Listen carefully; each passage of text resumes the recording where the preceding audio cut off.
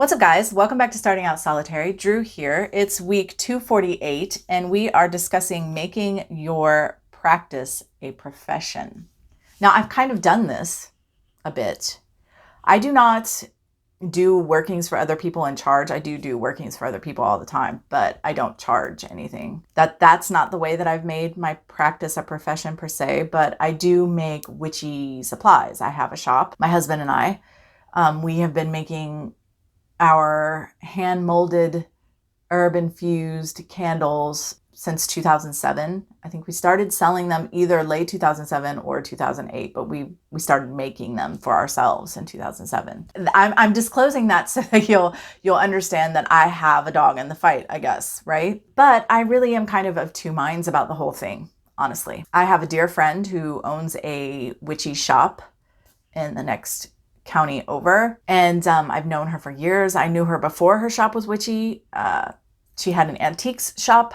It's where this cabinet came from, actually. But then in her antique shop, she put in a tiny witch section because she is Wiccan and always has been. And over time, it switched out. So it became, there was a little bit of antiques and there was a lot of witch stuff. And now it's basically just a witch shop, right? It evolved over many years.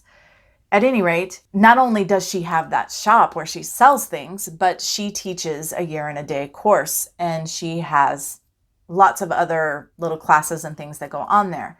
So she is also making money off of her practice in a way, right? Years ago, for about 5 years, I worked at a witchy shop, a different shop, and we taught classes, and I sold my product out of that shop. And, you know, I taught classes on crystals and just basic witchcraft and just all kinds of stuff, and made a little bit of money.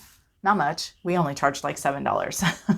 $7 per person for the classes, but a little bit of money on my practice. I think what is important here is the intention and how it is approached, how it's carried out. Does the person actually know what they're talking about? Are you getting out of it what you put in? You know, are you paying $100 for somebody who isn't really giving you what you need to know? They've only been practicing a couple years and they're really a novice themselves and aren't really, or maybe they're not even really a witch at all and they're just trying to make money off of the community. Who knows? I don't think there's anything wrong with making money off of this kind of thing, off of making product or providing a service like tarot or teaching a class or something like that, if it's worth it.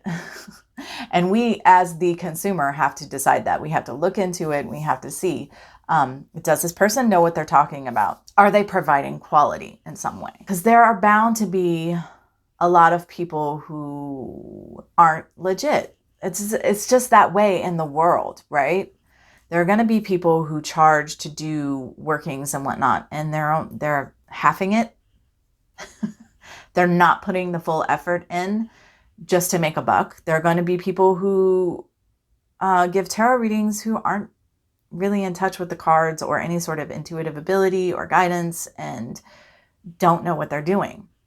There are going to be people who make product who are just trying to make money off the community and aren't part of it and don't care about it.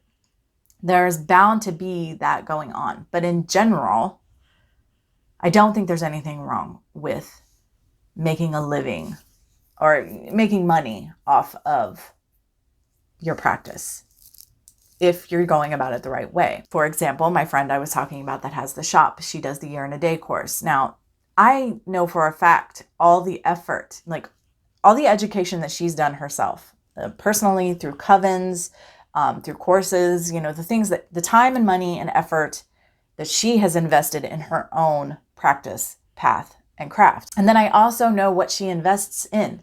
She not only provides a great deal of knowledge and experience to her students, she gives them experience by having, you know, rituals and spell crafting, and she provides the supply, you know what I mean? Like, she is really giving them something. Her time, her energy, her wisdom and education that she's gotten thus far, and an experiential environment for their own personal growth, right? So they're getting a bang for their buck. I think you could probably get that from online courses to an extent as well. I've I've heard of many people having great experiences with certain online courses, but I'm sure there are some that it's not great. So for me, it's about the sincerity of the practitioner and, what it is they're doing, whether that's reading or teaching or making something. It's obviously going to come down to like their skill level to an extent. When we are entering into this path and practice and we are babies and novices and we know nothing, it is extremely beneficial to have seasoned witches there at our disposal. And there's nothing wrong with what I consider alchemy, right? An equal exchange. So if I am gleaning a bunch of information and knowledge from someone, there's nothing wrong with me giving them money or whatever it is in exchange, so that there's some kind of exchange. So I'm not just using them and sponging off of them, right? I mean, there are plenty of people like here on YouTube, we do these videos. We're not asking for anything in return. We're just doing them because we want to. But there's nothing wrong with there being an equal exchange between someone providing some service and someone accepting and benefiting from that service. I think that was convoluted. I don't know. Anyway, thank you so much for listening, guys. Until next time, much love and gratitude.